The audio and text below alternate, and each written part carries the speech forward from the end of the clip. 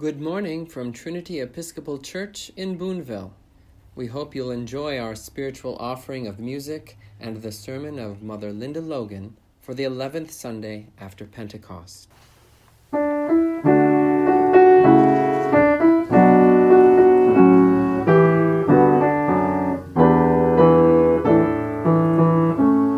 If the song's to be sung, we must sing it. If the love's to be shared, we must bring it. For God is calling us now indeed to go where there is need. If the word's to be heard, we must speak it. If the peace is to come, we must seek it. For God is calling us now indeed to go where there is need.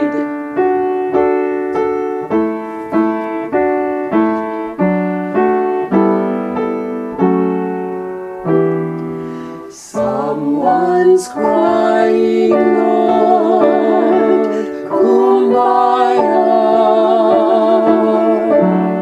Someone's dying, Lord, kumbaya. Someone's praying, Lord, kumbaya. Oh Lord, kumbaya. Kumbaya, my Lord.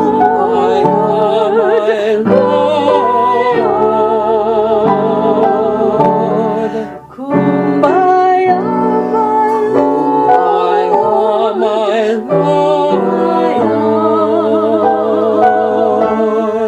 Kumbaya, my Lord.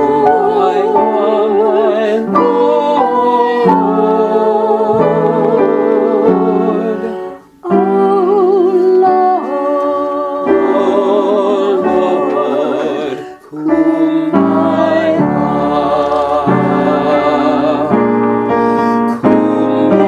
songs to be sung, we must sing it. If the love's to be shared, we must bring it. For God is calling us one by one until the work is done. If the word's to be heard, we must speak it. If the peace is to come, we must seek it. For God is calling us one by one until the work is done. For God is calling us everyone until the work is done.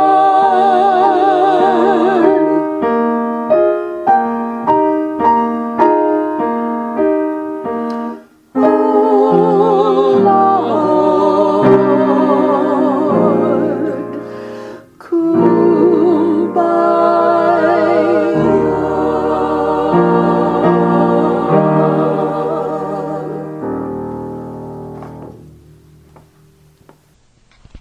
In the name of the one holy God, Creator, Redeemer, Sustainer.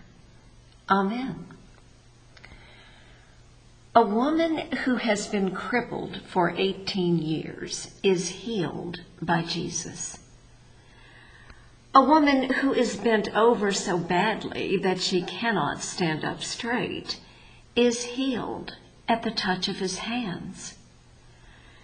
This is just one of the stories of Jesus' healing.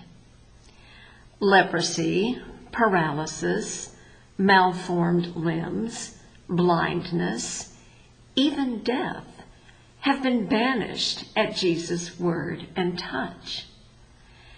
And reading these accounts, we can't help but wonder why Jesus hasn't cured the persons we know who are suffering from cancer or organ failure or the inability to take in all the oxygen they need.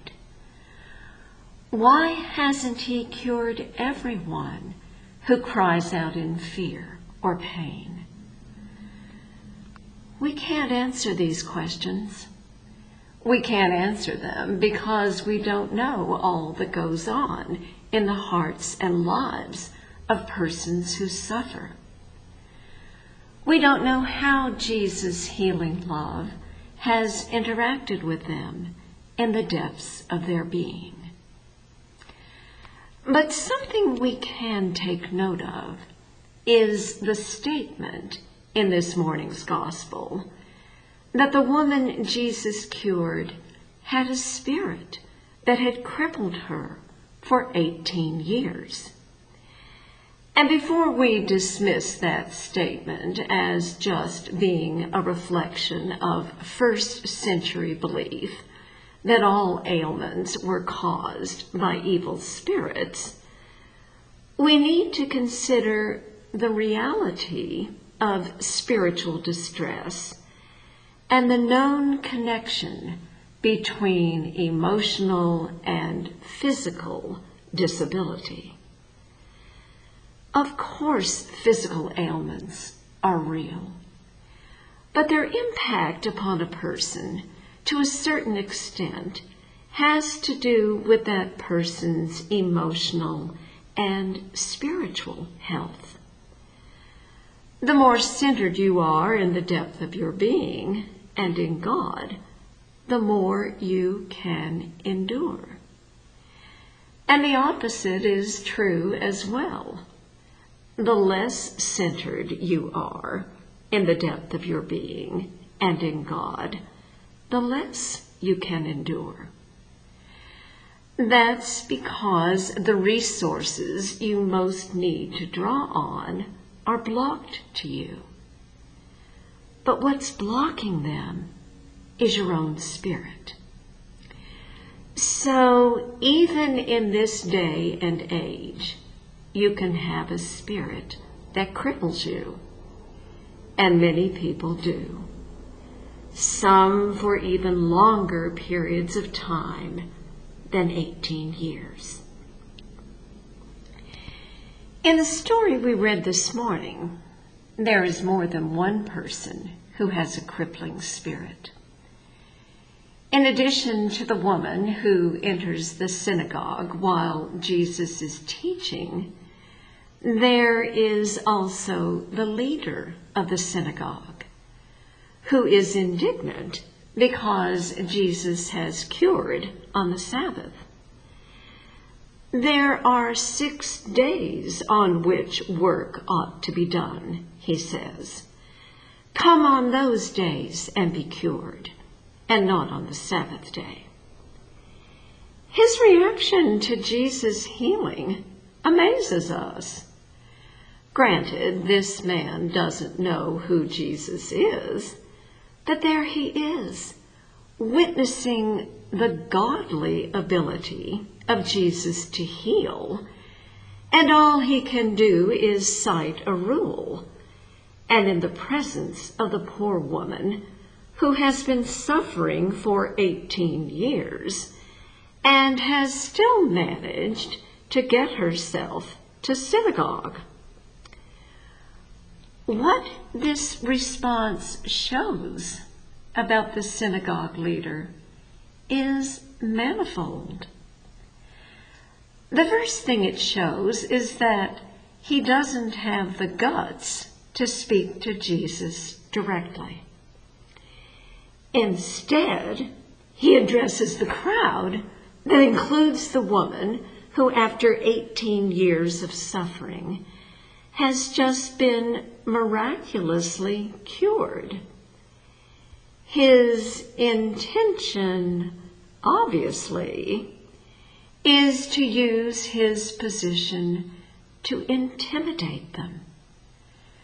Well, the gospel doesn't show us the crowd's reaction to the synagogue leader's statement.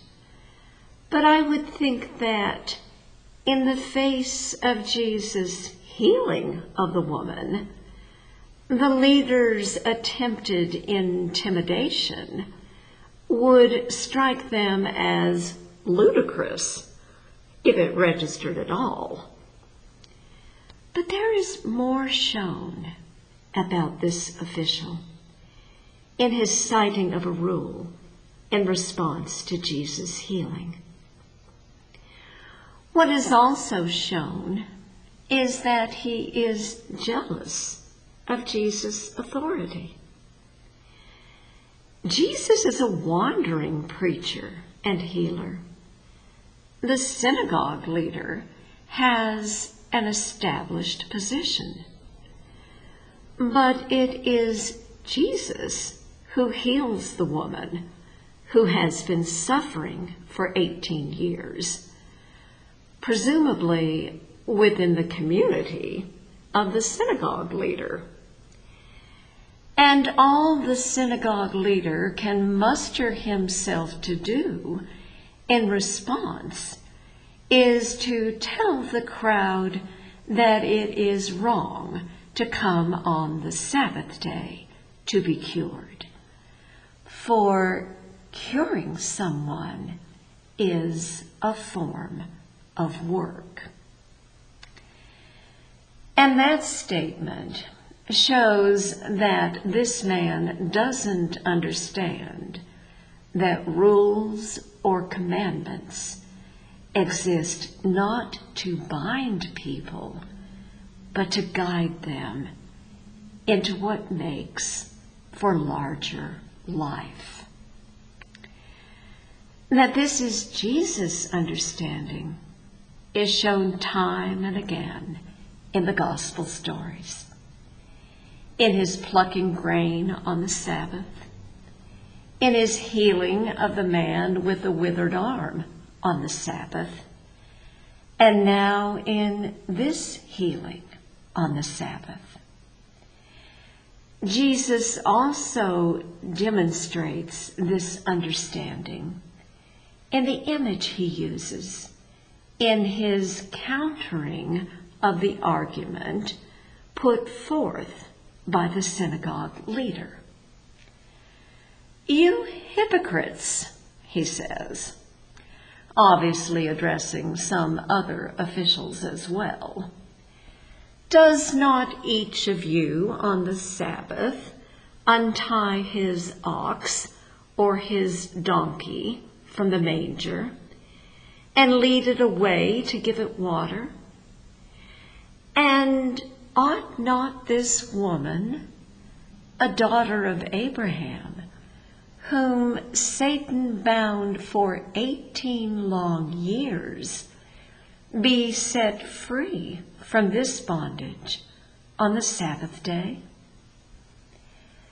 Sabbath, as Jesus conceives it, is freedom from what binds us. For Sabbath at its heart is rest, a state of being. And we cannot be in a state of rest if we are suffering bondage of any kind. Let me point out that this is the understanding that underlies the concept of the promised land, or the land of God's promise. From its start as the physical land in which the Hebrew people hoped to develop as a nation following their deliverance from bondage, the land of God's promise came to be understood in a spiritualized sense as a state of being, otherwise known as the land of rest. This understanding is witnessed to in various places in the Scriptures, notably in the letter to the Hebrews, which we have been reading, in its extended commentary on Psalm 95. In that psalm, God declares that the people God delivered from bondage in Egypt, who then put God to the test in the wilderness, were wayward in their hearts. They do not know my ways, God says. So I swore in my wrath, they shall not enter into my rest.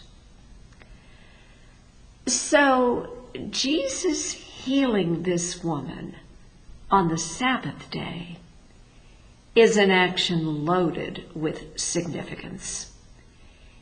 It shows that Jesus can heal and that therefore he is acting in the power of God. It shows that Jesus understands that commandments were created to help rather than to bind people. But even more, what Jesus' healing on the Sabbath shows is that the land of God's promise, the land of rest, is entered into in every act of deliverance. We can be crippled by the Spirit within ourselves. We can be crippled by the Spirit that permeates the world around us. But if we center in the depth of our being, in the God who dwells there, we can, in that centering, find ourselves set free.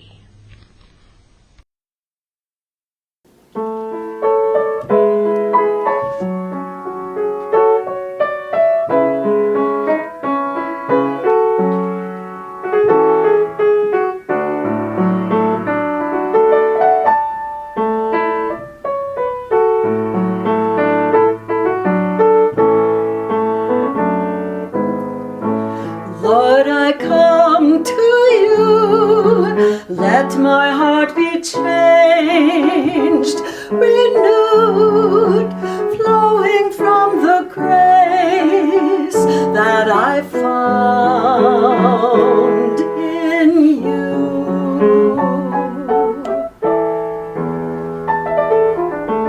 And Lord, I've come to know the weaknesses I see in me will be stripped away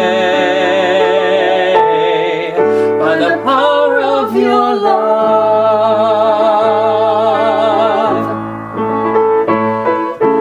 Hold me close, let your love surround me. Bring me near, draw me to your side.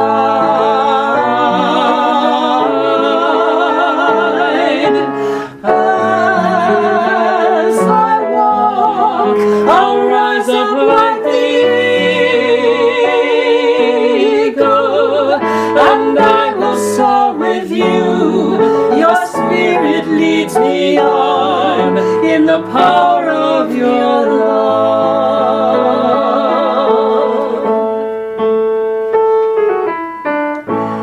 Lord, unveil my eyes, let me see you face to face, the knowledge of your love as you live in me.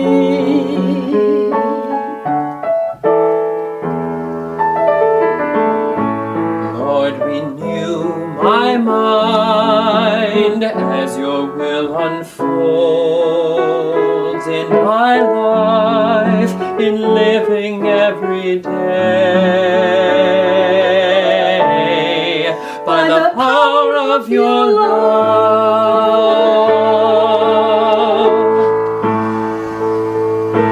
Hold me close, let your love surround me. Bring me near, draw me to your side.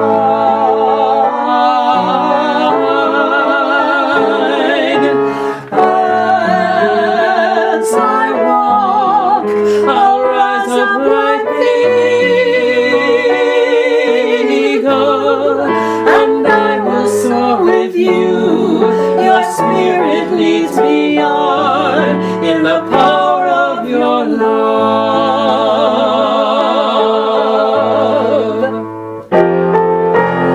Hold me close, let your love surround me. Bring me near, draw me to your side.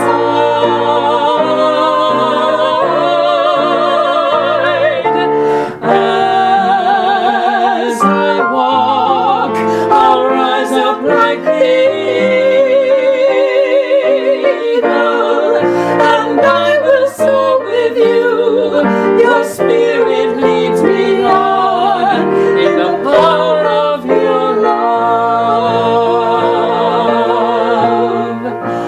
I will soar with you. Your spirit leads me on in the power of your love.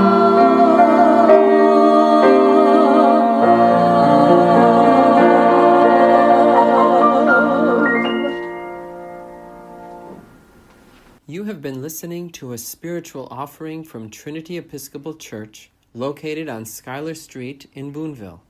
We're glad to be part of your day, and we invite you to join us in person for our weekly service at 9 o'clock Sunday mornings.